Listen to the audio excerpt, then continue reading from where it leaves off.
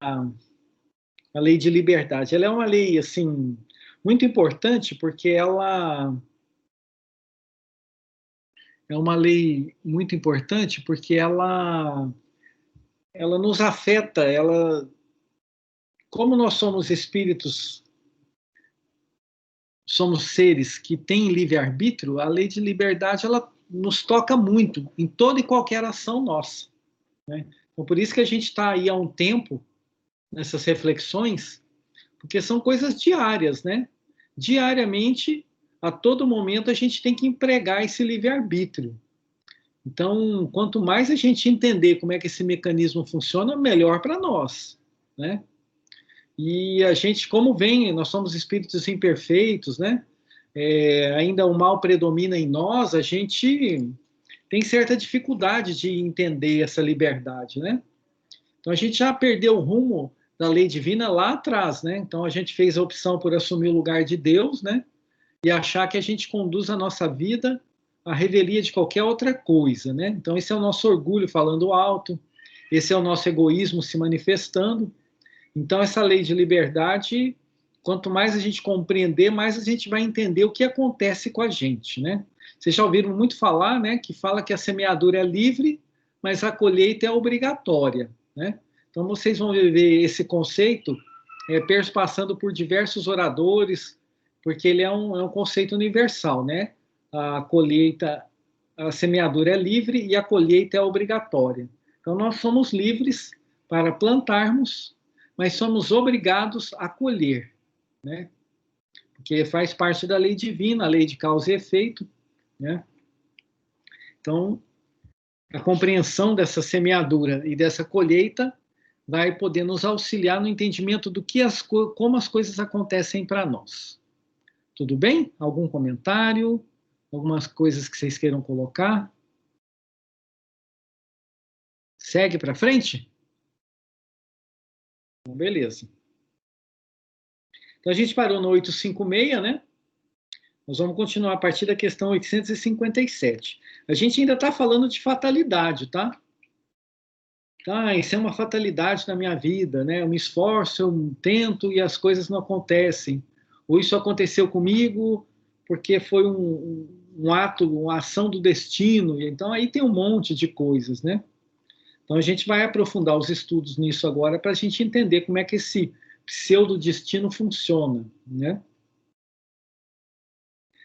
Então, aqui a 857. Há homens que afrontam os perigos dos combates, persuadidos, de certo modo, de que a hora não lhes chegou. Haverá algum fundamento para essa confiança? A entender essa questão, a guerra naquela época era bem...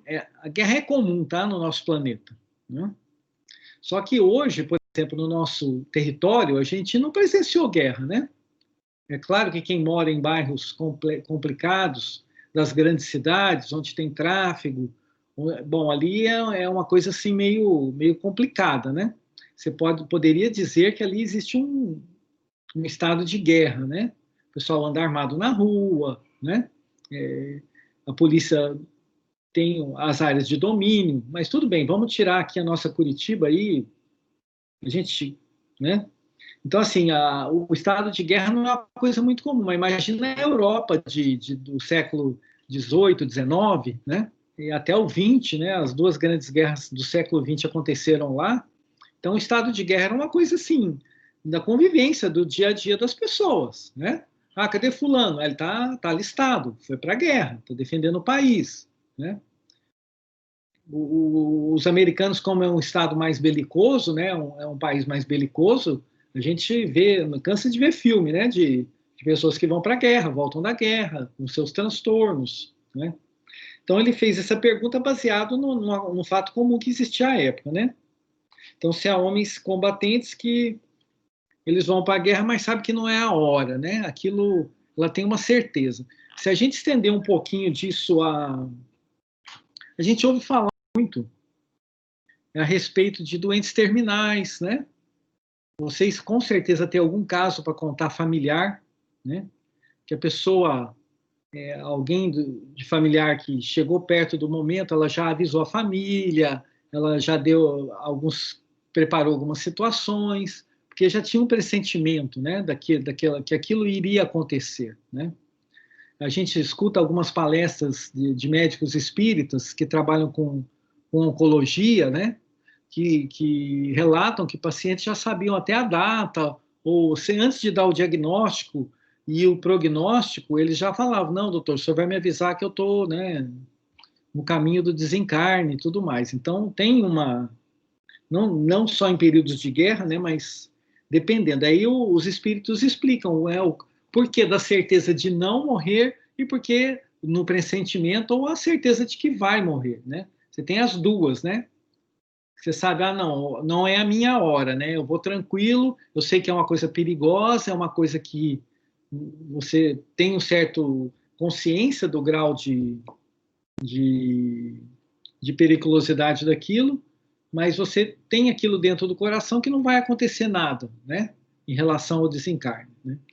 Então, são algumas certezas, tanto para a ida quanto para a não ida, né? Aí ele responde: muito a miúde tem o homem o pressentimento do seu fim, como que pode ter o do que ainda não morrerá. Então, isso que eu acabei de falar. Esse pressentimento ele vem dos espíritos seus protetores. Então, tem uma comunicação, nós temos uma afinidade, uma comunicação com o nosso espírito protetor, né? Ele sempre está ali tentando se comunicar conosco. Que assim o advertem para que esteja pronto para partir. Ou lhe fortalecem a coragem nos momentos em que mais dela necessitam. Então, às vezes é um momento que nós vamos passar por uma certa dificuldade, né? Ou tanto para partir ou para não partir, ele nos prepara, né? Pode vir-lhe também a intuição de que a existência que escolheu, ou da missão que aceitou e que sabe que tem que cumprir.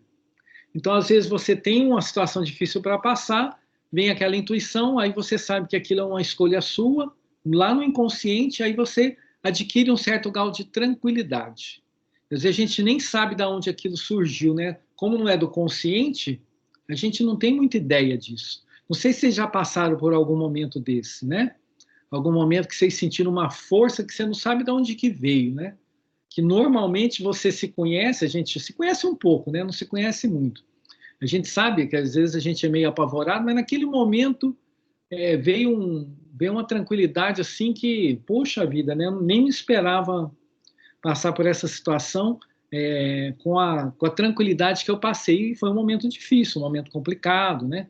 Que eu tinha que falar com determinadas pessoas, tinha que tomar algumas decisões, né? Então, sempre tem isso, né? A ação do nosso espírito protetor na nossa vida, né? Nos alertando, nos avisando. E você sabe, gente, o que é.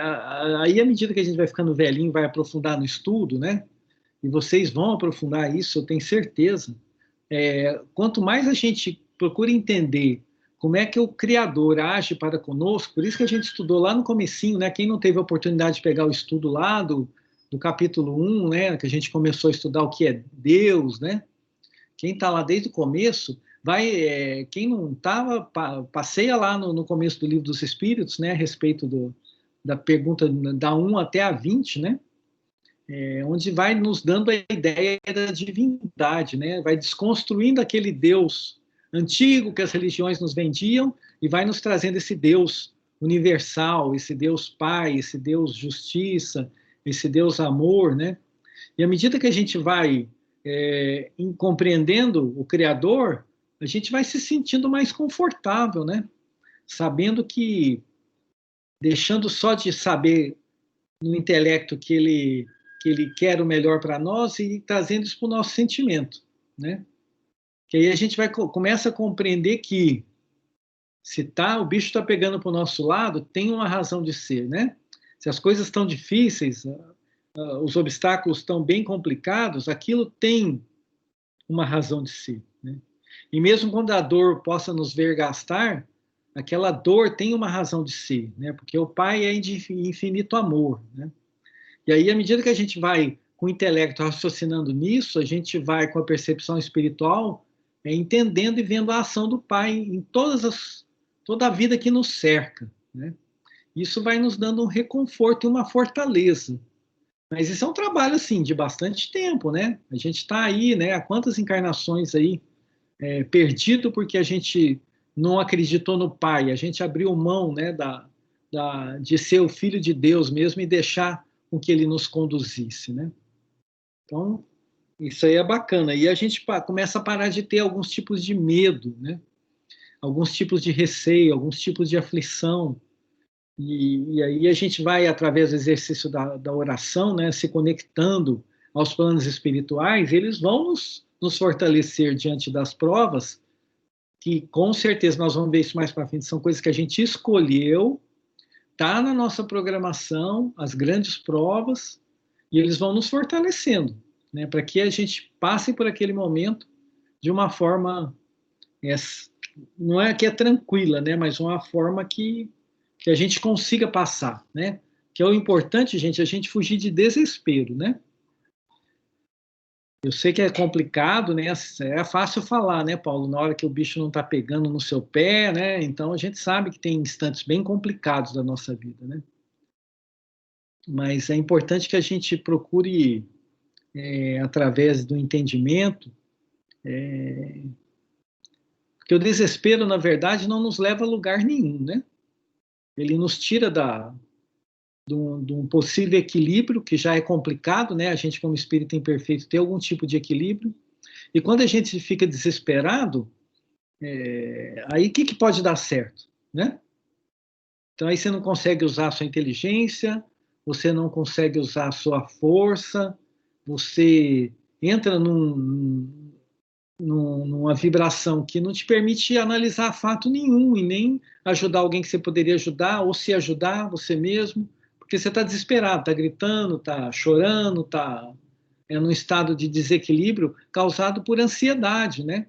Ou por dificuldade ou medo daquilo tudo desabar sobre a sua cabeça, né? Você pega o exemplo daquelas pessoas que são soterradas em grandes, né? Esses dias encontraram uma pessoa, uma criança, parece, né, que estava soterrada há não sei quanto tempo, um desses últimos terremotos que teve, acho que foi vocês lembram? Foi na Turquia? Onde que foi, hein? Me ajuda aí, gente. Ninguém assiste TV aí. Que foi Síria, não foi? Foi Foi em algum lugar aí algum desse. lugar daquela região ali do Oriente Médio, né? Ficou, sei lá, 10 Ficou um bom tempo lá. sem comer, né, gente? Tá lá, tá soterrado, sem comer, sem mexer, esperando com dificuldade, né? Aí, se a pessoa desespera numa hora dessa, aquela energia que sustentou essa pessoa tanto tempo lá naquele lugar, esperando um tipo de socorro, se ela ficasse desesperada, ela se ia esvair em pouquíssimo tempo, né? Aí, como ela manteve uma tranquilidade, não sabe da onde, né? Aí é o espírito protetor que vem, né? Você pode falar assim, ela está soterrada sem ninguém ali. Não é, a gente já estuda, sabe que não é isso, né? Então, se ela está soterrada, está tendo que passar por esse soterramento, e não era hora de desencarnar, porque senão teria desencarnado, né? A gente já está estudando isso aqui, né? Aí foi o espírito protetor ali, falou, ó, fica frio que alguma coisa vai te socorrer. Ah, mas estou com fome, aquela sensação de fome, aquela sensação de frio. Gente, o plano espiritual chega e acode, né? O plano espiritual vem e minimiza. Por isso que a oração, quando fala assim, mas eu vou rezar para uma pessoa, acabou de ter um terremoto que tem 100 mil mortos. Aí aqui no nosso grupo aqui dá uma parada, nós estamos em 14 pessoas aqui, 13 pessoas, a gente faz uma oração. Essa energia dessa oração que a gente fez, os espíritos pegam isso lá com aquelas pessoas, ou com os desencarnados, que eles têm que ser trazidos para o plano espiritual com algum nível de auxílio, ou com os encarnados que estão feridos, ou que estão soterrados, ou que estão indo para os hospitais. Eles vão pegar essa energia, essa matéria-prima de amor que a gente colocou à disposição deles e vão trabalhar, né? Então, isso é o poder, né? À medida que a gente vai estudando, a gente vai entendendo que essas coisas acontecem de verdade. Então, por isso que é importante a gente ter essa tranquilidade diante do perigo e diante das dificuldades, né? Então, essas confianças que a gente tem aí, é o espírito protetor. Então, vamos lá, vamos melhorar nosso relacionamento com ele através da prece, mas fique muito bem explicado aqui, gente, o espírito protetor, ele não vai fazer nada por nós. em termos de livrar a gente daquelas provas que nós vamos ter que passar. O que ele vai fazer por nós? Vai nos fortalecer, vai nos preparar, vai nos acudir no momento que talvez você esteja se desesperando, aí você faz uma oração, ele te dá um banho de fluido ali para você se acalmar. Mas é porque a gente procurou ele, tá? Porque se a gente estiver lá esgoelando e nem pensando nele, ele não tem como chegar perto. Não tem conexão no Wi-Fi dele. O Wi-Fi dele não lê com o nosso, a gente desconecta, né? Então, não adianta a gente ficar pedindo para o Espírito Protetor livrar a gente das situações, né? A gente tem que pedir para ele nos auxiliar com discernimento, nos auxiliar com energias que possam nos tranquilizar, para que nós tomemos as atitudes necessárias. Aí, beleza, ele vem com toda alegria, ele tem condição de fazer isso, né? Ok? Os espíritos podem nos ajudar. Podemos seguir? Tudo bem? Pessoal que está debaixo, atrás das letras. Olá, pessoal. 858. Por que razão os que pressentem a morte a temem geralmente menos do que os outros? Esse negócio de temer morte, aqui a pergunta é essa: por que razão os que pressentem a morte a temem geralmente menos do que os outros? Quem teme menos a morte do que os outros? Vamos ver a resposta. Quem teme a morte é o homem, não o espírito. Olha que resposta é essa. Opa, mas peraí, homem e espírito não é a mesma coisa?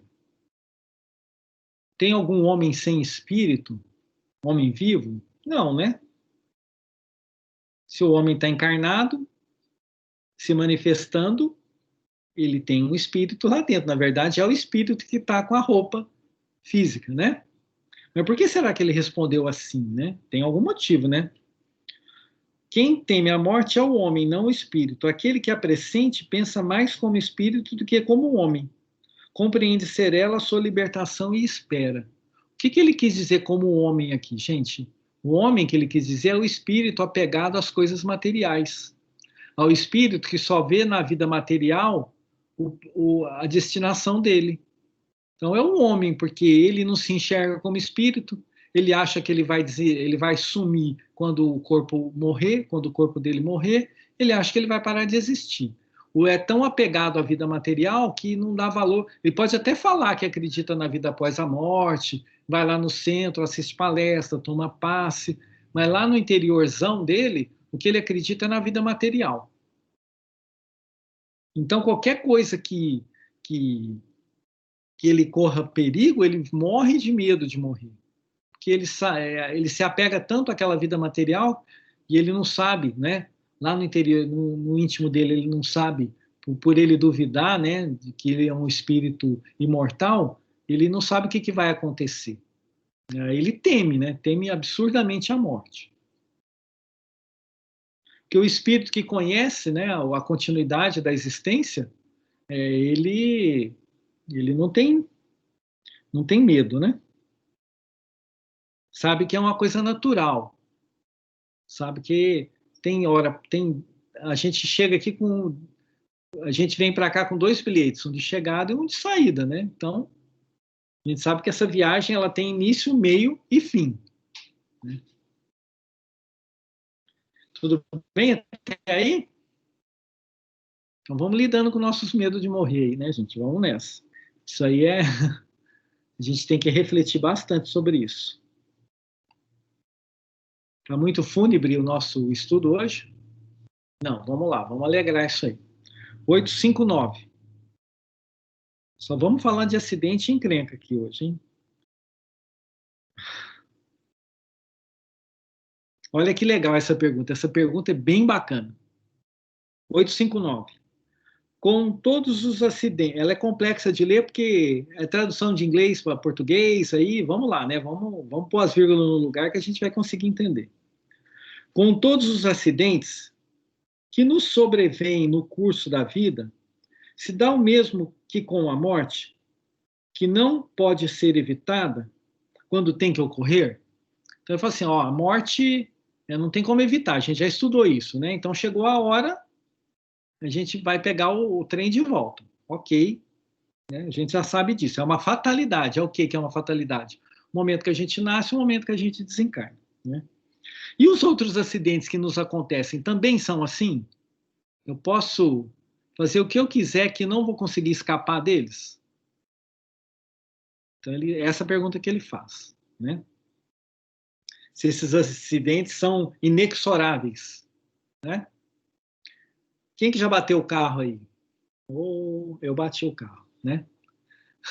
Então, depois você pensa, né? Poderia eu ter evitado aquele transtorno, né? Ah, mas a culpa é sempre do velhinho. No meu caso, é um velhinho mais velho que eu, né? Imagina, o velhinho bateu na minha porta, né? Ainda além de não poder falar nada, tomei um puxão de orelha da esposa, né? Que ela já falou na hora, minha consciência, né? Encarnada. Ó, você já poderia ter evitado, né? Eu falei, tá, eu poderia mesmo, né? Então, assim, é, na hora que você analisa, né? Será que isso, né? Aquela batida de carro, a gente não poderia ter evitado se eu estivesse andando mais devagar, se eu tivesse com um pouquinho mais de atenção, se eu tivesse tentado uma manobra, não tentado uma manobra abrupta, né? Então, a gente, na reflexão de cada um, vocês vão perceber que, com certeza, a gente poderia ter evitado. Olha o que os espíritos respondem, né? São de ordinário coisas muito insignificantes. Então, esses acidentes da nossa vida, a gente acha que é muita coisa, né? Ah, por exemplo, roubaram a minha casa, ou eu tropecei, caí, quebrei o pé, ou no caso de um acidente de carro, né? Veio alguém e bateu na minha porta, ou eu bati na porta de alguém, né? Ou caí na rua, né? A gente que corre os corredores é uma beleza, né? O cara, se não sabe de onde vai, de repente ele está no chão, beijou o asfalto, né? Então, assim, são acidentes, né? Então, aí o Espírito fala, ó, são de ordinário coisas muito insignificantes, de sorte que vos podemos prevenir deles e fazer que os eviteis algumas vezes, dirigindo o vosso pensamento. Olha só o que eles nos falam. Dirigindo o vosso pensamento, pois nos desagradam os sofrimentos materiais. Então, olha, os espíritos falam assim, os protetores aqui, né? Os espíritos que gostam de nós, os que estão ao nosso lado. Ó, tem tantos acidentes que a gente tenta te ajudar a evitar. São coisas evitáveis. É que às vezes a gente está tão concentrado, a gente está tão desligado da natureza espiritual e da natureza em geral, que a gente não consegue nem escutar, né? O que os espíritos nos intuem, que a intuição é uma coisa que todos nós temos, a gente tem que praticar isso, né? Então, quanto mais a gente aumenta a nossa espiritualidade, mais a gente vai aumentar o nosso grau de intuição. Né? Aí ele complementa: a fatalidade verdadeiramente só existe quando, ao momento em que deveis aparecer e desaparecer desse mundo, aquilo que a gente acabou de falar. Então, o que é fatal, o que não é evitável, é só o momento da chegada e o momento da saída. Os outros demais acontecimentos ordinários ou acidentes são evitáveis. Né? Então, por isso, quando as coisas nos acontecem, a gente não deve ficar nervoso, porque, com certeza, 80%, 90%, ou que dirá 100% das razões que foram motivos para aquele acidente acontecesse, a gente está altamente envolvido nisso. Vou tirar o nome de culpa, né? A gente está altamente responsabilizado naquela ocorrência, ou por algum tipo de negligência, ou por algum tipo de leviandade, ou por algum tipo de preguiça, ou por algum tipo de preguiça mental, preguiça material, né? É uma coisa que você podia ter feito antes, né? Alguma manutenção em alguma coisa na sua casa que você foi postergando, e, né? É um vazamentinho que era um vazamentinho, de repente começou a pingar no móvel, aí estragou o compensado, daqui a pouco você perde o armário inteiro, por conta que era só você vedar alguma coisa ali e você perdeu um armário. Né? Demorou 5 anos para isso acontecer. Aí fala, nossa, meu armário caiu. Né? Mas caiu por quê? Né? Porque a gente negligenciou alguma coisa lá. Estou falando isso que eu estou com o armário assim aqui quase caindo. Né? Então, vamos lá, gente. Perceberam o conceito disso aí? Então, vamos sossegar, né? Então, quando acontecer alguma coisa, fica tranquilo, né? Eu estou com problema de saúde, né? Se a gente, calma, vai lá, trata, vai no médico, né? Depois, na hora que você começar o tratamento, você começa a refletir, né? O que que eu poderia ter feito, né? Em benefício da minha saúde que eu não fiz. Porque a dor sempre vai nos ensinar alguma coisa, né? Então, todos esses transtorninhos que tem são pequenas lições que vão passando por nós, que vão nos contando alguma coisa. E a gente não pode, né? Se a gente quer ter uma vida proveitosa, vamos prestar atenção nisso, né? Então vamos para frente. A 859A. Haverá. Gente, está tudo bem? Vocês não levantaram a mão? Vocês sabem como é que levanta a mãozinha aí na interface aí? Então, beleza. Pode levantar a mão, pode falar, abrir o microfone e falar. Eu fui mal educado em fechar os microfones aí na hora da prece, mas vocês podem abrir de novo, tá?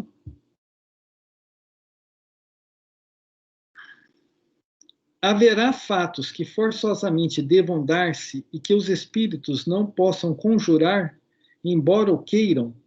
Conjurar é evitar, tá? Então, ó, haverá fatos que forçosamente devam dar-se e que os espíritos não possam conjurar, embora o queiram.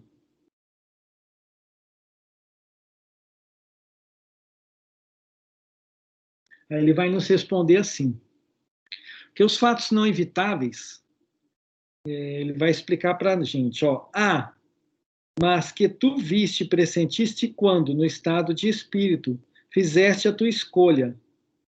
Não creais, entretanto, que tudo o que sucede esteja como costumam dizer. Um acontecimento qualquer pode ser a consequência de um ato que praticaste por tua livre vontade, de tal sorte que, se não houvesse praticado, o acontecimento não se teria dado. Então, isso que a gente acabou de falar, gente. Então, alguns acontecimentos poderiam ser evitados caso a gente não tivesse feito alguma coisa anteriormente. Lembra que a gente falou da semeadura e da colheita? Então, eu semeei algum tipo de coisa, que aquela semeadura, eu vou ter que colher aquilo, né? Então, aquele outro provérbio, né? Quem semeia vento, colhe. Nossa, que só eu sou tão velho assim. Quem semeia vento, colhe Tempestade. tempestade, né? Então, aí, quem semeou o vento, então, o que que eu semeei lá para trás, né? Então, de repente, meu chefe está bravo comigo agora e não me deu a promoção. Eu só consigo enxergar aquele momento que ele não me deu a promoção. Mas eu não olhei lá atrás que ele me pediu alguma coisa, eu não fiz, que outro colega do. Eu não ajudei um outro colega do não sei o quê, que eu fiz algumas coisas no meio do caminho dessa minha vida corporativa que corroboraram para que no momento da promoção ele escolhesse outra pessoa. E a gente sempre fala porque ele escolheu por outros motivos, né? E não por motivo da nossa própria causa, da nossa incompetência, né? Esse é um caso, né? Então ele fala assim, né? Então, se a gente praticou um ato, isso vai ter um reflexo no futuro. Né? E, então, toda vez que as coisas nos acontecem, a gente teria que refletir sobre assim, quanto eu colaborei para que isso acontecesse dessa forma. E é complicado isso porque a gente é muito orgulhoso, né? Então, para a gente ter esse nível de reflexão é uma coisa bem, bem difícil. A gente tem que ter um pouco de exercício em relação a isso, né? De fazer uma análise, uma autoanálise. Né? Parece que a minha rede não está muito boa. Vocês estão me escutando bem aí? Me dá 2 segundos, gente. Eu vou pegar meu carregador ali, que eu dimensionei mal minha bateria, tá? Vocês podem ir conversando aí, só vou pegar o carregador ali, tá?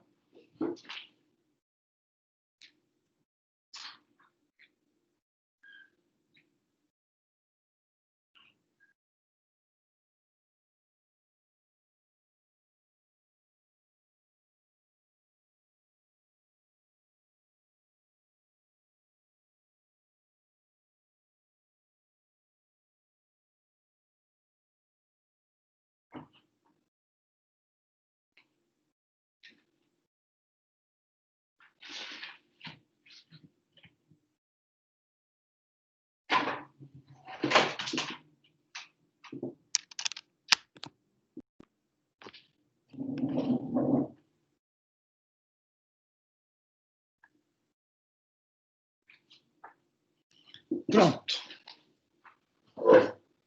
Energizado. Paulo, Oi. Eu queria só comentar, eu vi o vídeo do Rossandro, que você sugeriu no grupo, né? Uhum. E ele fala exatamente disso, e o que me chamou a atenção é que o que eu achei interessante, assim, a ideia que ele traz é que as coisas não acontecem, então, de repente, como a gente diz, né, muitas vezes. Então, ele dá exemplo lá. Meu casamento, de repente, ficou muito ruim.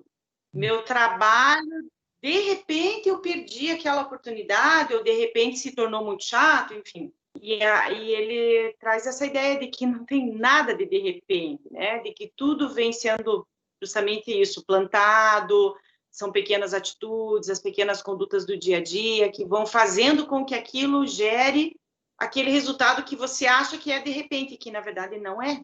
Uhum.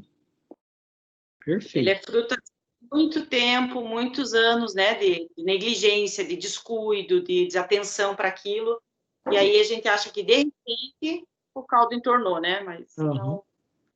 Tem que ter muita disciplina, né, igual ele falou, né, tem que ter uma disciplina para fazer a coisa azedar, né, que você tem que ser persistente no erro, né, a gente tem que ser persistente no erro, né. É interessante essa visão, né, é bacana isso, né, quando a gente começa a tirar a gente da posição de vítima, né, ter dó da gente mesmo, isso aí só traz coisa ruim para nós, né? Não corrobora em nada, a gente já está complicado por aquilo que aconteceu, aí você começa a pôr a culpa no outro e achar que você é vítima, aí azeda mesmo, né? Porque qual que é a chance, né, da gente sair daquela situação? Fica mais complicado ainda, né?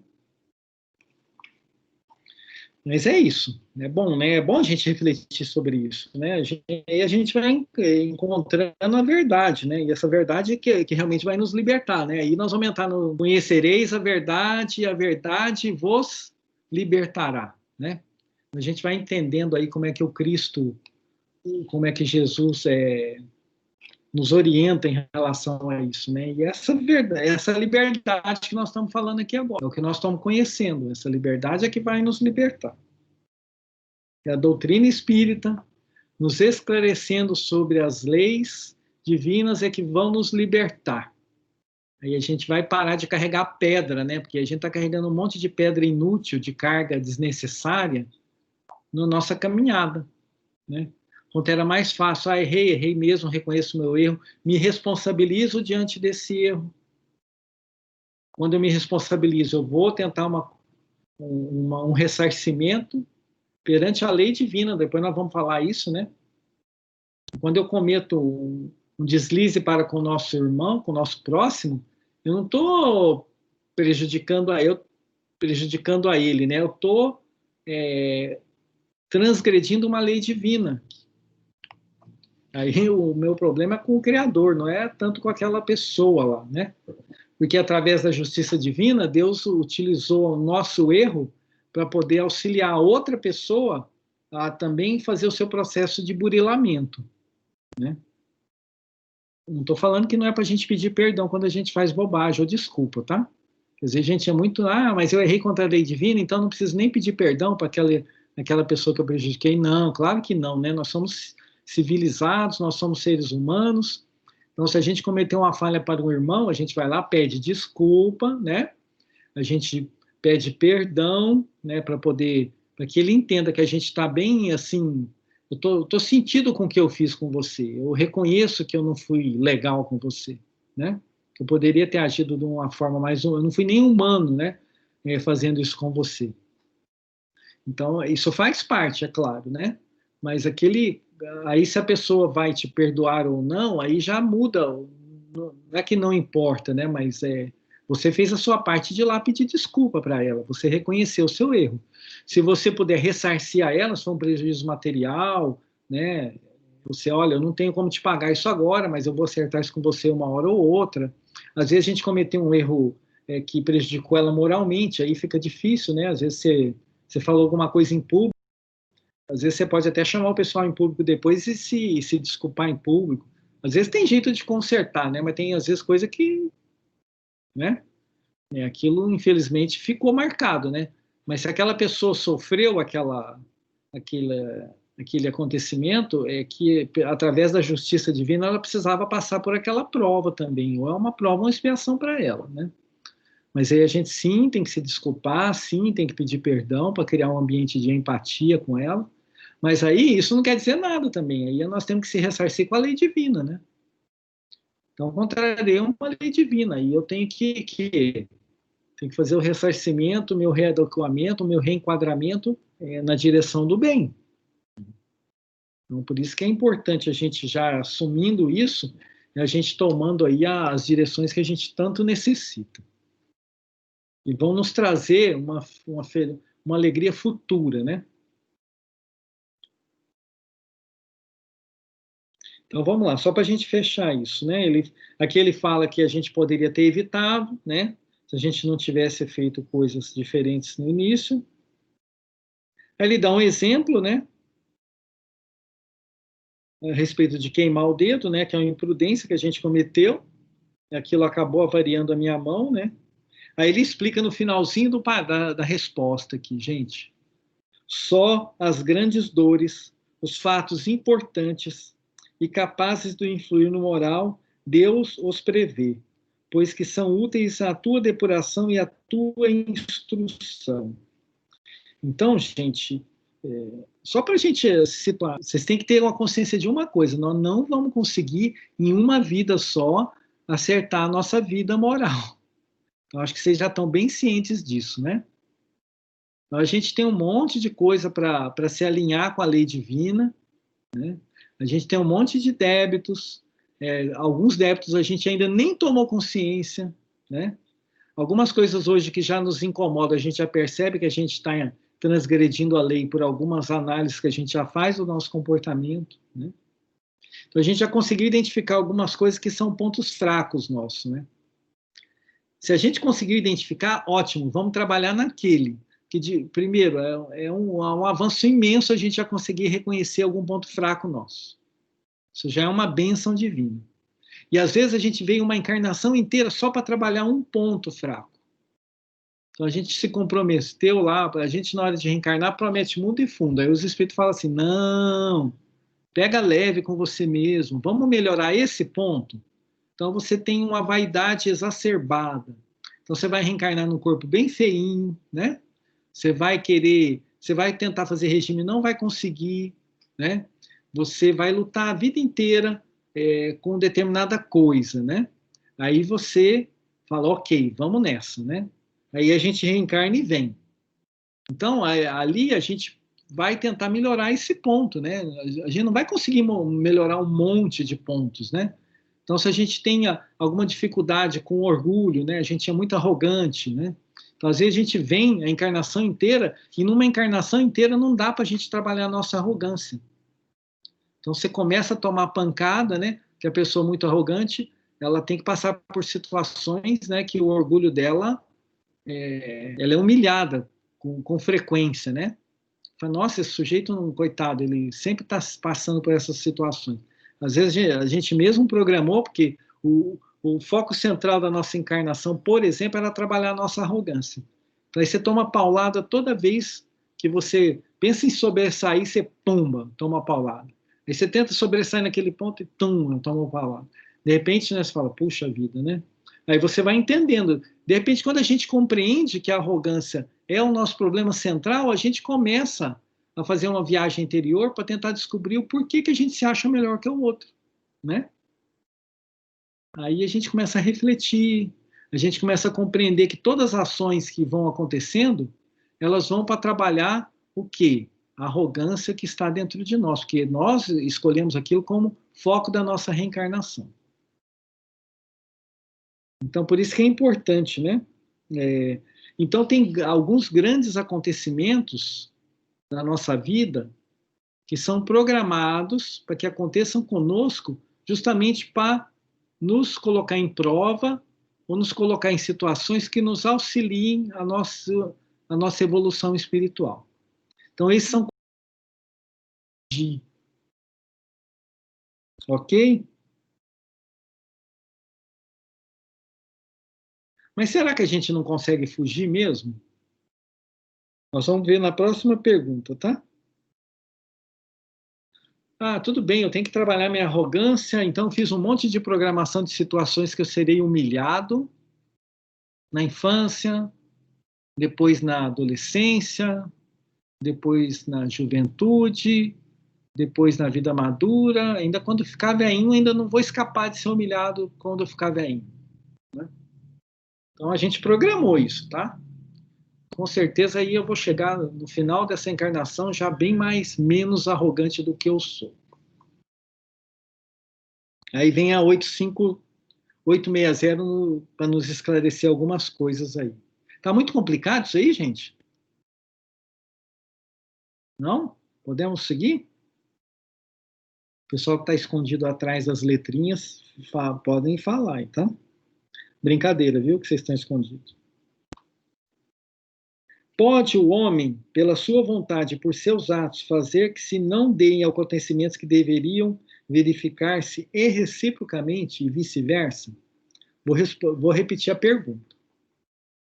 Pode o homem, pela sua vontade e por seus atos, fazer que se não deem acontecimentos que deveriam verificar-se e reciprocamente? Ué.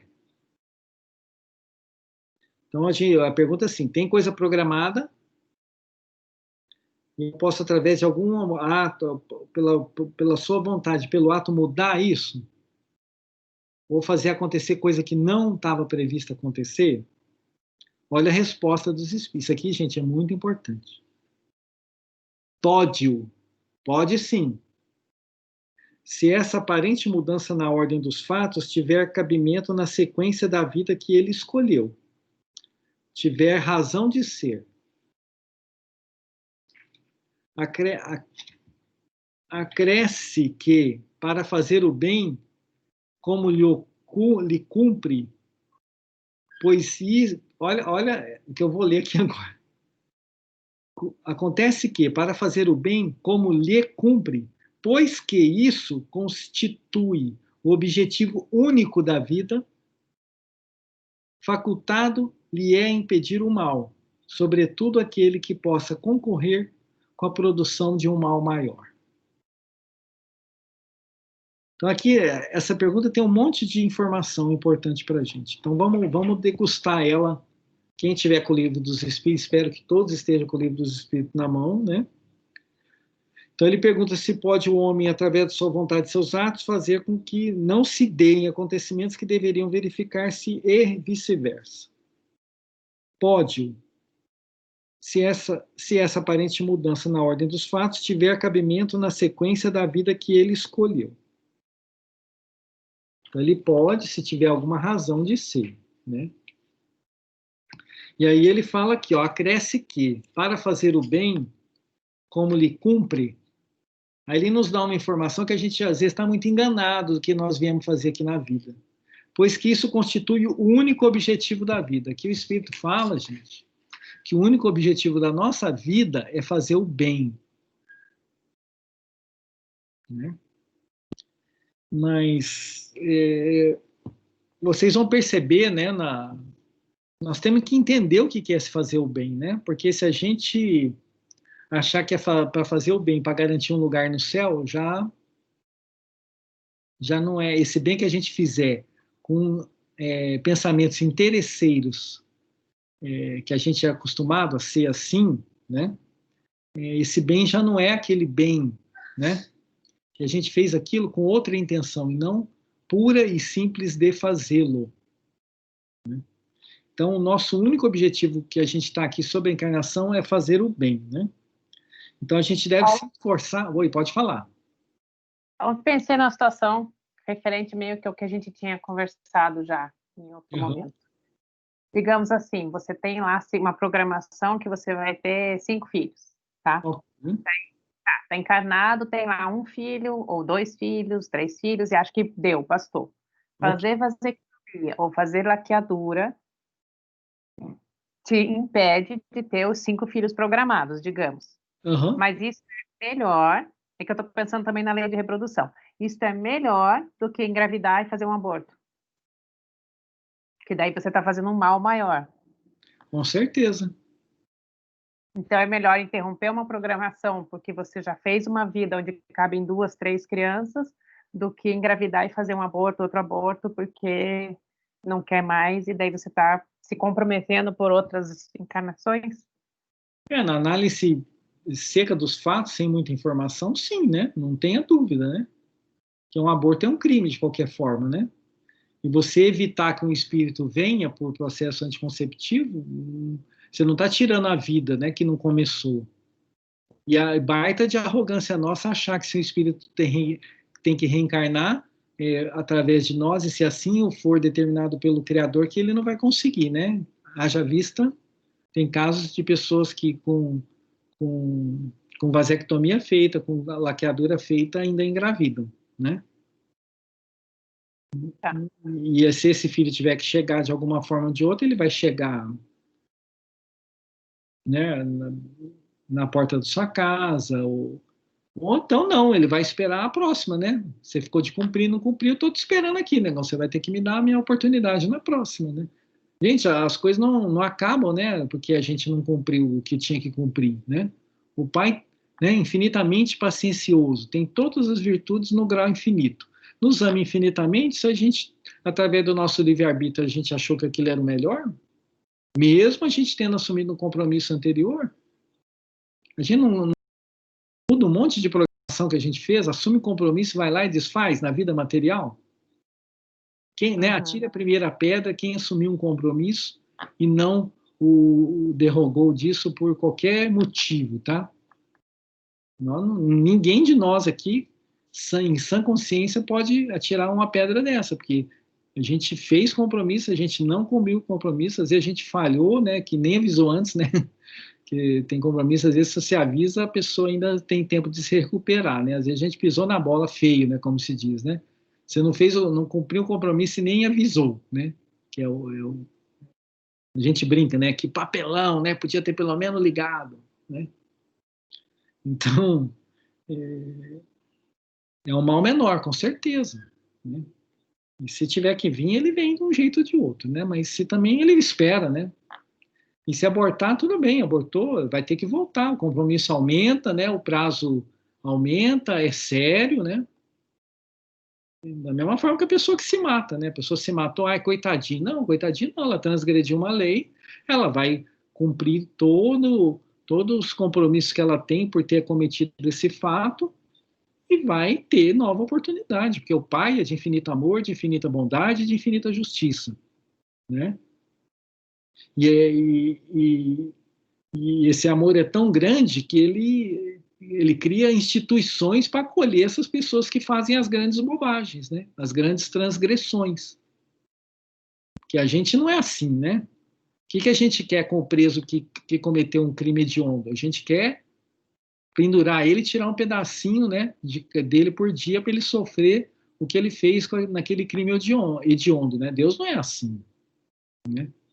Deus não tem essa crueldade que nós temos, né? Que a gente quer pagar o mal com o mal, né? Então Deus vai nos acolher, né?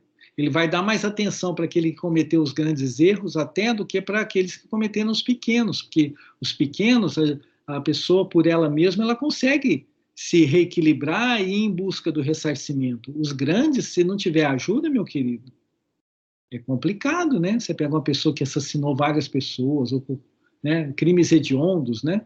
Com crueldade exacerbada. Meu pai do céu, né? Que socorro que uma pessoa dessa não precisa para retomar o caminho do bem. E ninguém vai ficar de fora, né? Não tem essa, né? Está na nossa cabeça pequena, né? Que vai para o inferno, né? Não tem isso, né? Não tem nenhum relegado, não tem nenhum que vai ser excluído. São todos filhos como nós somos, né? Então essa visão, né, é importantíssima aí. Tudo bem? Então aqui ele fala, gente, que a gente pode sim mudar o nosso destino. Então você programou, vamos lá. Você programou um monte de dificuldades, porque você já se conhece, né? Você já é um espírito esclarecido. Não é que a gente é espírito bom, não, né? A gente já entende o nosso grau de maldade, a gente sabe o tamanho da nossa imperfeição, Então você fala assim, não, isso aqui está complicado, eu preciso dar uma evoluída, eu não estou conseguindo viver comigo porque eu cometi muita coisa errada, eu quero começar a ressarcir, porque isso está me incomodando, né? E quando a gente toma a consciência dos nossos erros, isso começa a cavucar a gente, né? Por isso que fala que quando a gente está muito súcia, tem alguma coisa errada com a gente, né? Então a gente precisa ficar mais esperto aí quando a gente acha que está tudo bem.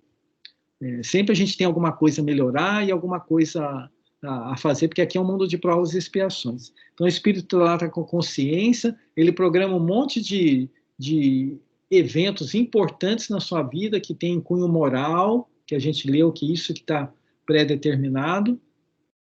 Ok. Então, está lá o plano reencarnatório, vamos lá, começa. Aí ele começa na reencarnação, aí ele já está tão num grau de consciência, aquilo vai, né? Quando a gente começa a vislumbrar o caminho do bem, a gente começa a entender como é que a coisa funciona, vai fluindo, gente. Né? Porque o Pai não põe limite na nossa velocidade, né? Então, a gente adquiriu, a gente já se tornou uma pessoa mais disciplinada, a nossa vontade é poderosa.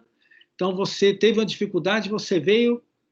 Não brinca, né? Matou no peito, desceu a bola e chutou no gol. Naquela primeira dificuldade, você passou com nota 10, 10 mais. Na segunda dificuldade veio, você teve a mesma situação, era uma situação pior, você teve a mesma tranquilidade, soube lidar com a situação, não ofendeu a ninguém, suportou a dor, passou. Maravilha. Aí o plano espiritual fala, tá bom, cara. Já tem programado mais 3 confusão dessa, assim, não precisa mais, você já, né? Aí suponhamos que venha a ter, né? Não, aí você negocia, né, na hora do sono lá, fala, não, mais uma só então, para ver se eu tô bom mesmo. Aí vem mais uma, né? Aí ele vem e passa com aquela mesma tranquilidade, aí o plano espiritual fala, chega, isso já está assimilado no seu coração, né? Ah, então não vou precisar mais passar por isso? Não, porque você já aprendeu, cara. Né? Então, assim, mas eu fiz um monte de mal, mas você já aprendeu. Você não vai fazer esse mal de novo. Não preciso mais? Não. Né? Igual aquela coisa, né? Você estava devendo um monte, aí você se esforçou para pagar 1/10, cara. Viu o seu esforço e falou assim, não, que legal, aquele cara se esforçou tanto para me pagar 1/10, ele te perdoa os outros 90%. Porque aquele esforço que você fez para pagar aquele 1/10, né? Tem parábola contando isso, né? De Jesus. Já foi um esforço tão, assim, importante, viu? Tanto uma mudança de caráter, assim, reconhecida que você já foi liberado do resto da dívida. É assim que funciona a justiça divina. Então, aí a gente mudou o nosso destino, porque o nosso destino aqui é fazer o bem, né? Então, você não precisa mais perder tempo em passar dificuldade para fazer o bem. Você no tempo que te sobra. Aí se você vai fazer bagunça com o tempo que te sobra e vai arrumar novas dívidas, você é um espírito livre, né?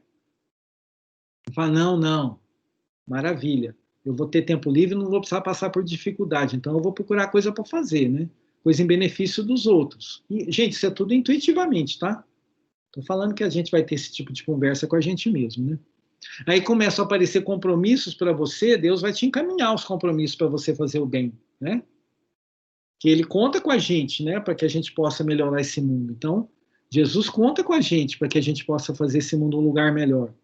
Então, o fulano de tal lá, o Luiz Felipe, já você acertou na vida, ele tinha um monte de tropeço para passar, não vai precisar mais. Então, manda ele lá para o Fraternidade Sem Fronteira, vai lá para a África e ajudar o pessoal lá. Vai passar sacolinha, vai vender convite do almoço, e então daqui até o final da existência dele, ele vai ficar trabalhando nisso, porque ele não precisa mais. Opa, que legal isso, hein? Então percebe que a gente pode mudar? Da mesma forma que a gente pode azedar o pé do frango, né? Então, às vezes a gente vem para fazer alguma coisa, não faz, aí começa a patinar. Tem casos até que não dá nem para explicar, né? Às vezes a coisa azeda, não consegue sair do lugar. Paciência, né? Arrume mais débito, mais compromisso. Pode acontecer. Ok? Então, não tem nada assim, destino... a gente pode mudar o destino, sim, né? A gente pode mudar a nossa programação, sim. Mas quanto mais a gente se encaixa e entende a lei divina, a gente pode mudar isso para o bem, né? Ou estacionar e não fazer nada daquilo que a gente tinha programado. Tá claro isso, pessoal? Então, quando assim, determinismo, é destino, destino é a nossa vontade, destino é a nossa disposição, né? E a gente quando a gente acha que a gente tem um pouquinho de preguiça, a gente, mas eu não sou capaz, mas eu não sou, a gente não quer compromisso, né? Mas vamos lá, vamos se conhecendo devagarzinho aí, né? Beleza, então? Podemos continuar? Ninguém fala nada. 861. Beleza. Oba! Ao escolher a sua existência, o espírito daquele que comete... Olha só, essa pergunta é legal, hein? 861. Ao escolher a sua existência, o espírito daquele que comete um assassínio sabia que viria a ser assassino? Unha. Não, escolhi nessa encarnação ser assassino. Concebe uma ideia dessa? Aí você vai lá Imagina você lá na fila da programação espiritual programando a sua reencarnação. É meio complicado isso aí, não? Hein? Então, assim, quero ser um assassino, tem uns criminhos aí para cometer, tem umas pessoas que precisam desencarnar através desse crime, eu tô proposto aqui, eu já tenho uma quedinha para isso, eu me proponho a ajudar o pessoal a desencarnar. Não tem isso, gente, isso aí é inconcebível, né? Oi? Eu não sei, eu penso também que não é possível, porque isso seria uma transgressão, né? A lei de Deus, você tirar a vida de alguém, não pode ser algo que você programa fazer isso, é uma coisa meio impossível. Acho que deve ser não provas, mas algum caminho que te leva a isso. É errado, né? Mas... Sim. Querendo ou não. Então não tem, é impossível, né, de conceber uma coisa dessa, né? A gente que está no começo do estudo aqui já não consegue, né? Você liga um ponto no outro, né? Isso não dá, né? E esse negócio é tão antigo, né, gente, que é do Velho Testamento, esse não matarás. Então não tem falar assim, isso aí é agora. Não tem nada de agora, né? Aí é difícil você entender, né, que países saem, o cara sai do país dele para ir matar a gente no outro país, né? É um negócio assim, é difícil de entender, né? Na sociedade moderna acontecer alguma coisa dessa que acontece hoje, né? Então vamos lá, né? Aí a resposta dos espíritos é categórica, não ponto, né? Então não tem como, né? Ele, ao escolher a existência, ele não tem escolhido ser um assassino, não. Escolhendo uma vida de lutas, sabe que terá ensejo de matar um de seus semelhantes, mas não sabe se o fará, visto que ao crime precederá quase sempre de sua parte a deliberação de praticá-lo. Então ele pode reencarnar num local que já tem um nível de crime, né? Que tem algum nível de belicosidade, né? Se ele vai reencarnar lá em Israel, lá no Líbano, lá na Jordânia, ou no Afeganistão, né? São lugares hiperbelicosos, né? Que ali, para ele ser recrutado e estar com a arma na mão desde criança, não é difícil acontecer, né? Mas o arbítrio de puxar o gatilho ou não é sempre do espírito, né? Ora, aquele que se delibera sobre uma coisa é sempre livre de fazê-la ou não. Se soubesse previamente que, como homem, teria que cometer um crime, o espírito estaria a isso predestinado, quer dizer, ele já estava fadado a cometer, né? Mas que justiça é essa que programa uma pessoa para cometer um crime? Ficai, porém, sabendo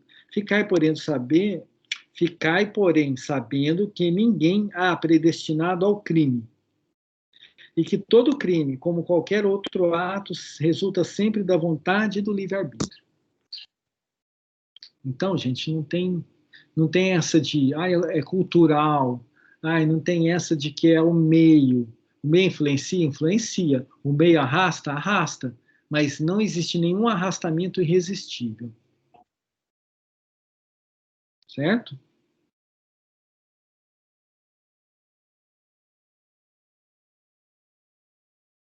A gente sempre vai ter a opção de falar não.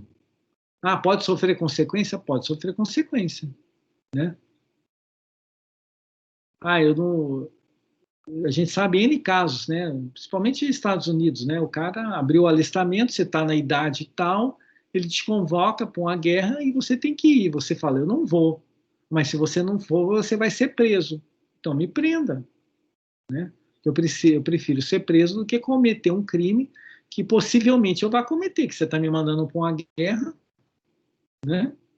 Vai me pôr uma arma na mão, né? Tem uns que nem vão, tem aqueles que vão e não atiram, né? Porque não querem cometer o crime. A gente tem aquela história lá daquele soldado americano lá, que é claro, você vai falar, ah, Paulo, é 1 em 1 milhão, né? O cara lá que... Vocês devem ter assistido, né? Do cara que Oi? Oi, Paulo. Eu ia comentar agora, eu vi um filme essa semana aí sobre que o cara vai para a guerra e geralmente ele não quer pegar na arma lá, ele não quer... Ele foi um ícone, né, inclusive, na guerra, na época lá, ele salvou não sei quantas pessoas, né? 75 pessoas numa batalha lá, né? Então, você vê, mas é um cara, né? Claro que tem pessoas que a gente não sabe, né? Que elas talvez tiveram a mesma atitude, mas não ficou em evidência, né? Ou até elas morreram, né? Pode ter salvo um monte de gente, no último lá tomou um tirão na cabeça e foi. É. Né? Então, o jeito de fazer ou não sempre é nosso, né?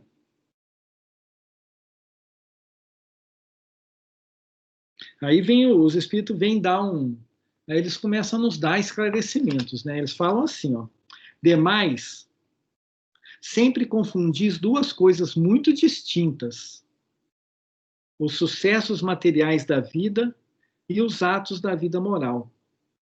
A fatalidade que algumas vezes há só existe com relação àqueles sucessos materiais, cuja causa reside fora de vós e que independem da vossa vontade.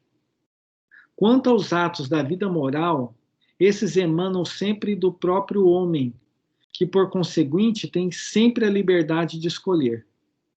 No tocante, pois, a esses atos, nunca há fatalidade. Né? Carla, você quer falar?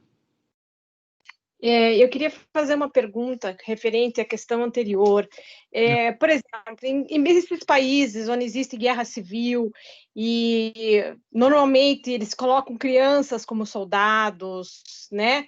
Essas crianças elas não têm escolha, né? Eles drogam essas crianças, elas estão sobrevivendo naquele meio.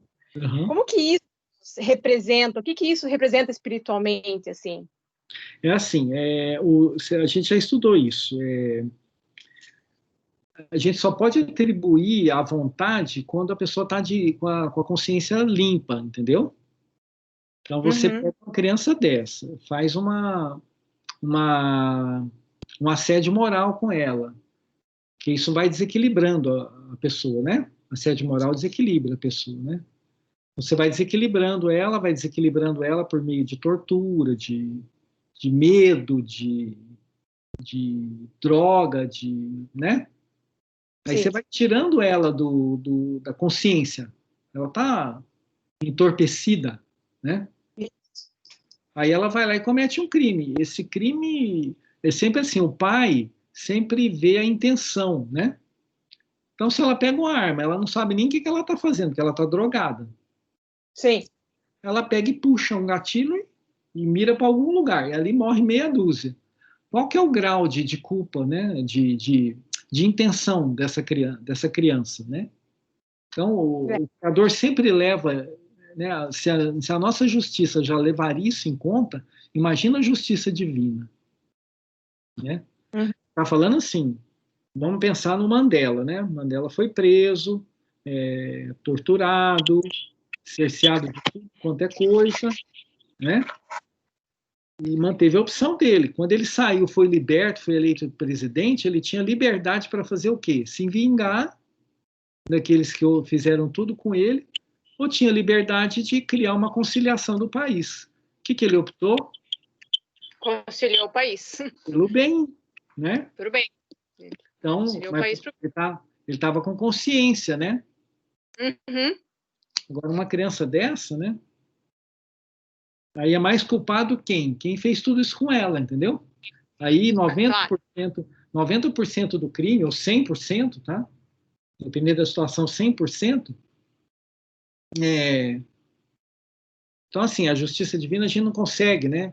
Mas pelo bom senso já da nossa pequeneza, a gente já consegue interpretar isso, né? Pelo tudo que a gente já está estudando aqui, é que tem que ter consciência, tá? Você tem que estar no seu estado de... Nós já estudamos isso para trás aqui um pouquinho, né?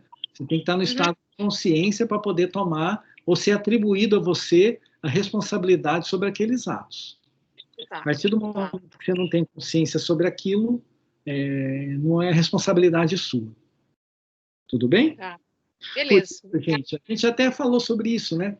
A lei humana só fala que o jovem é plenamente capaz perante a lei 16 anos, né? Isso. A partir dos 16 ou 14? Não, 16. 16, isso. A própria lei humana já prevê isso, entendeu? Uhum. Ela, o jovem matou, mas o menino tá aí forte, tá, né? E daí, ele tem uma madureza mental, uma madureza psicológica, aí a gente entra, uma madureza espiritual, né?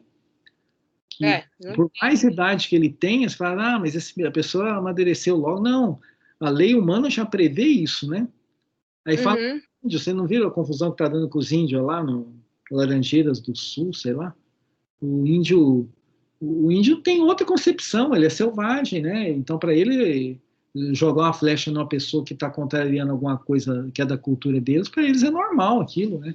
Então, assim, a maturidade espiritual daquele ser é pequena, né? Então, a gravidade da pena, da transgressão da lei divina é menor, né?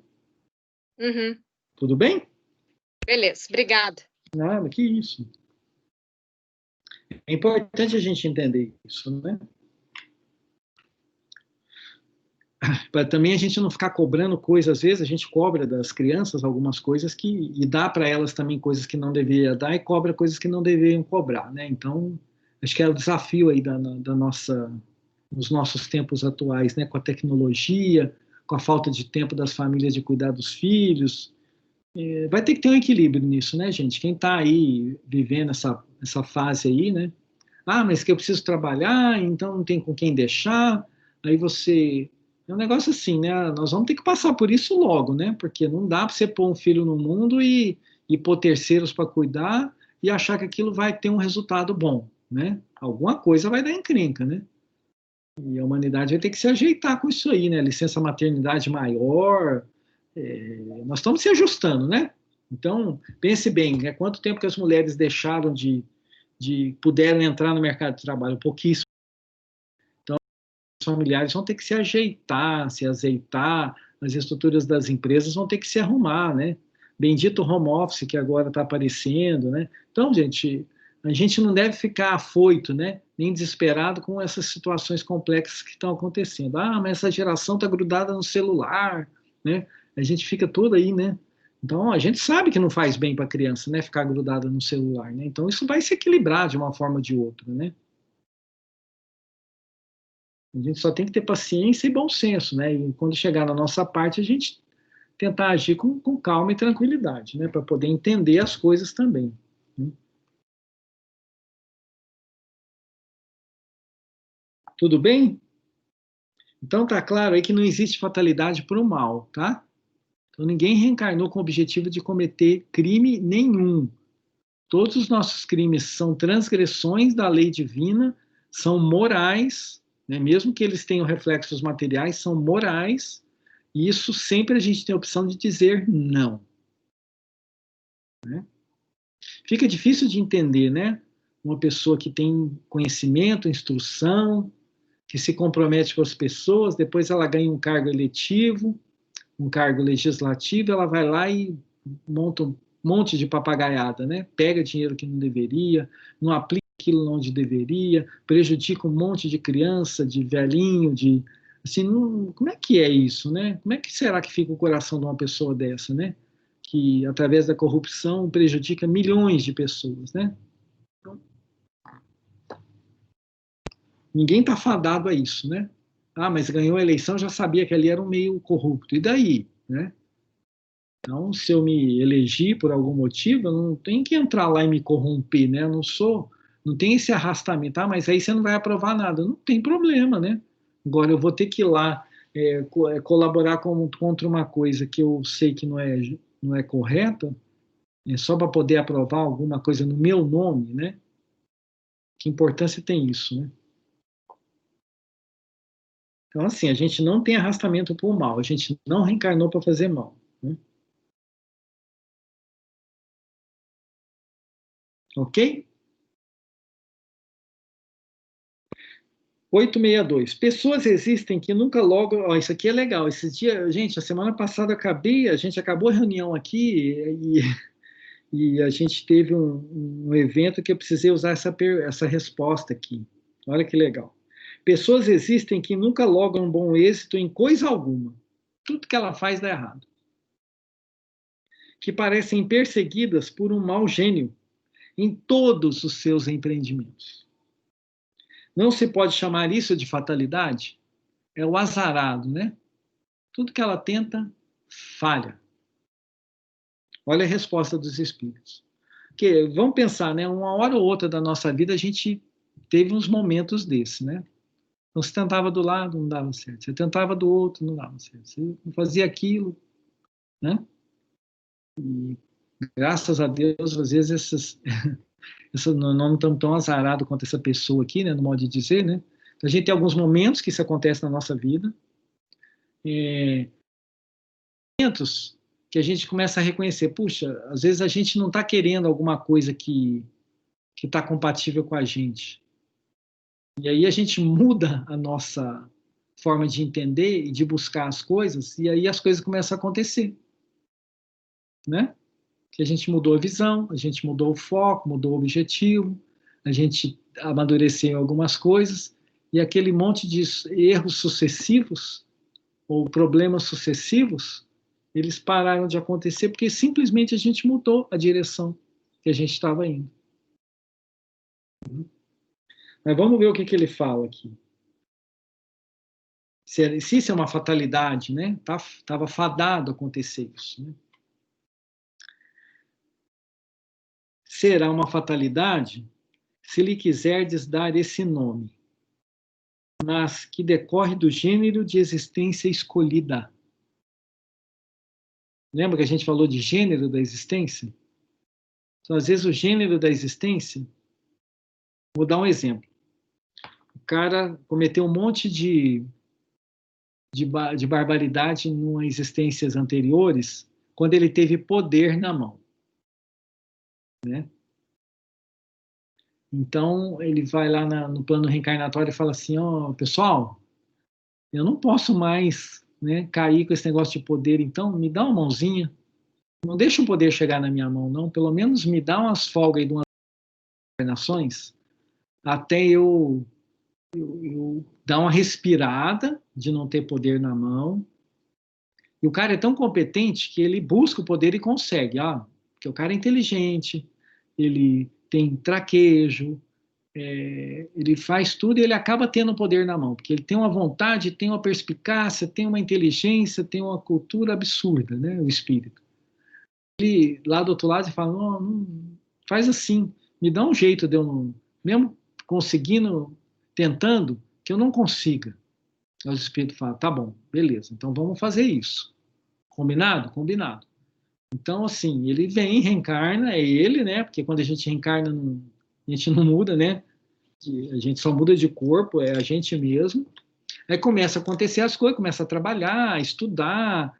Ele reencarnou lá na favela, e ele é o primeiro aluno da sala, ele pega livro emprestado, ele vai crescendo. Aí ele começa a trabalhar, tem muita organização, aí ele já começa a ser reconhecido, né?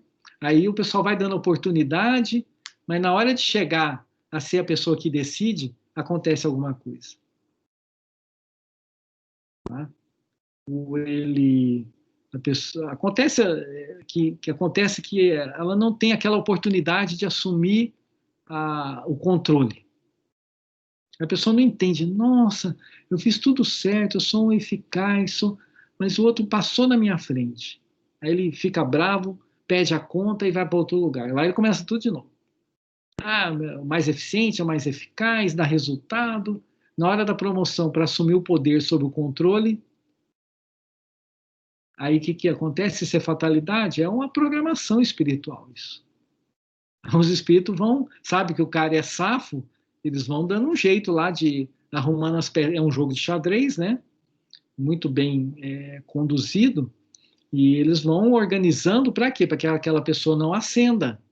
Porque se ela ascender a chefia e ter o poder na mão, ela vai fazer bobagem. Ela já implorou para que isso não acontecesse. Se Deus, como é um pai justo e bom, ela está junto com essa pessoa para propiciar a ela o quê? Uma encarnação inteira sem ter nenhuma oportunidade de coordenar determinados trabalhos para que ela não cometa os erros que vem cometendo há séculos.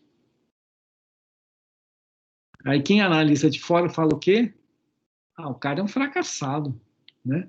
Ele tenta ser chefe e não consegue. E cada história que ele conta, meu Deus, né? Deve ter alguma coisa errada com esse cara, né? E nada não, ele está cumprindo o plano reencarnatório dele. Tá tudo certo, né? Para quem olha de fora, tá tudo errado. Às vezes para ele não entende bem, mas ele tem lá no sentimento dele, tá? Lá dentro do coração dele, ele está confortado, porque na hora que ele dorme, o espírito protetor chega perto dele e fala: sossega, meu querido, isso está tudo programado. Ele, sim, né? Tem uns que aceitam, tem outros que não, né?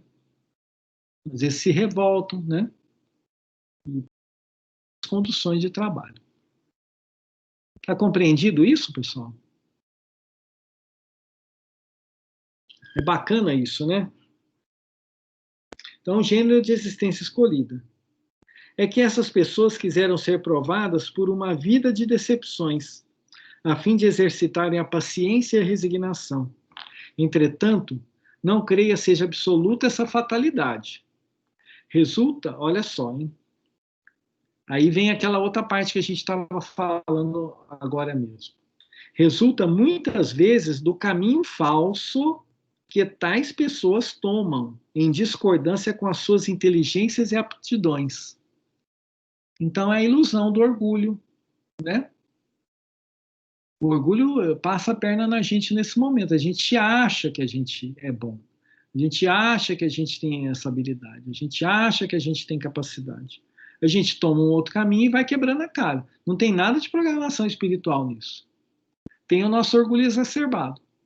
A gente busca coisa que não é, que não deve, e aquilo vai rolando e não vai dando certo. Aí ele tenta de um jeito, não dá, tenta do outro, não dá, porque ela é incapaz de fazer as coisas. É diferente do nosso irmão lá, que tinha uma programação reencarnatória para isso. Então, por isso que eu falei, às vezes você está num caminho, de repente você cai a ficha.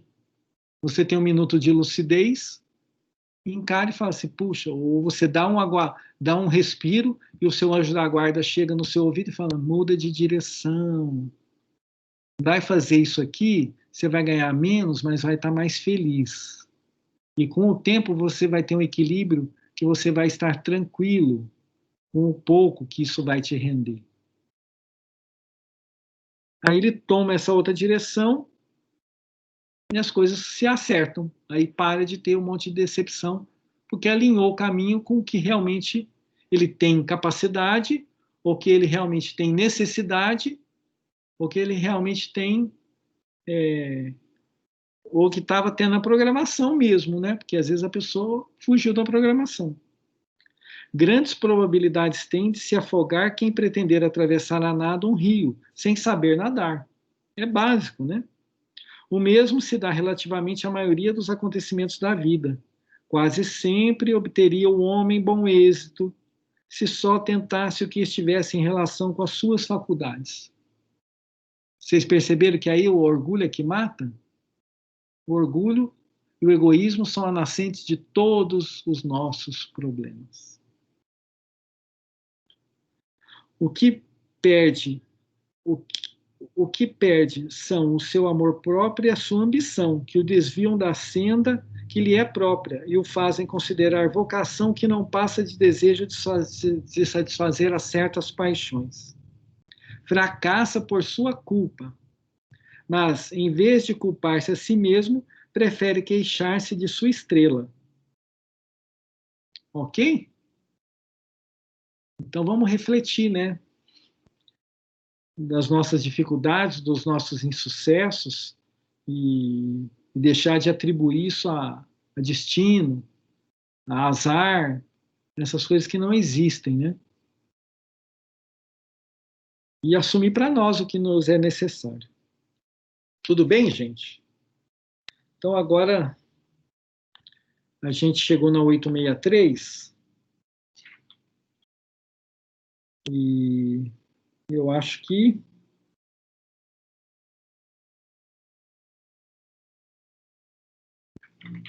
eu só vou avaliar se a gente vai seguir aqui na 863 até a 867, porque eu acho que eu vou deixar isso de lição de casa para vocês também, junto com a 872, né? Vocês estão passando muito de quietinho, né? Eu acho que só teve uma pessoa aí que se preocupou com aquilo que eu pedi a vocês em relação ao 872, que vocês lessem aquilo e depois fizessem um comentário e depois postassem isso para nós. Mas não tem pressa, tá? Não tem pressa. Não precisa fazer isso amanhã, nem, tá? Fica calmo. Nós estamos estudando. Então, mas não tira de foco. Dá uma lidinha na 872, reflete durante a semana, porque ela é um fechamento de toda essa história aí que nós estamos estudando, tá? Mas eu vou comunicar pelo grupo, talvez eu passe alguns questionamentos dessas perguntas para a gente poder avançar um pouquinho, tudo bem? Mas a gente está bem pertinho de terminar a lei de liberdade, porque isso aqui é muito importante para nós. Então, isso aqui é uma coisa que a gente tem que degustar, e é gostoso, isso aqui é estudo, gente. Você pega um pedacinho, dá uma cavucada, vocês viram tanta coisa que tem no nosso dia a dia, isso aqui? É muita coisa, né?